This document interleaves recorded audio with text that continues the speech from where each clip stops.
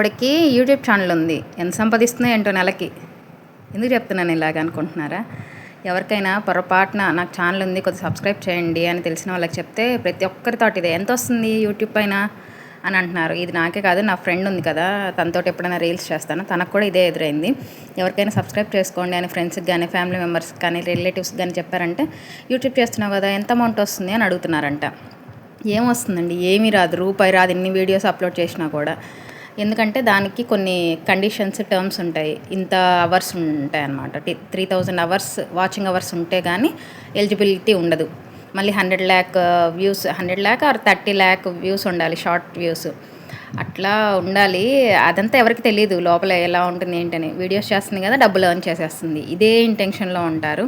కానీ అసలు విషయం చేసే వాళ్ళకి మాత్రమే తెలుస్తుంది, చూసే వాళ్ళకి ఏం తెలియదు కదా. ఓకే, ఆ విషయం పక్కన పెడితే ఈరోజు మార్నింగ్ బనానా జ్యూస్ చేశానండి. బనానాస్ తెచ్చారు రాత్రి. 2 బనానాస్ యూస్ చేసి కాచి చల్లార్చిన పాలు ఉన్నాయి ఫ్రిడ్జ్లో, కొద్దిగా షుగరు, సబ్జా గింజలు కావాలంటే యూస్ చేసుకోవచ్చు, లేదంటే ఏం లేదు. సబ్జా గింజలు యూస్ చేశాను. ఇంకా నెక్స్ట్ అది తాగిన కొద్దిసేపటికి ఇంకా ఫ్రెష్ అయ్యేసి వచ్చారు పిల్లలు, మా హస్బెండ్. ఇంకా తర్వాత చపాతీ. ఇదేంటంటే కర్రీ 3 వెజిటబుల్స్ వేసాను. క్యాలీఫ్లవర్ ఒకటి, క్యారెట్ ఒకటి, బంగాళదుంపలు, ఈ 3 వేసి చేశాను అనమాట. వాటర్ ఏం వేయలేదు, జస్ట్ ఆయిల్లోనే ఫ్రై లాగా చేసేసాను. అంతేనండి. ఈరోజు morning banana smoothie and cauliflower, బంగాళదుంప, క్యారెట్ 3 వేసి కర్రీ చేసేసి వాళ్ళని పంపించేశాను.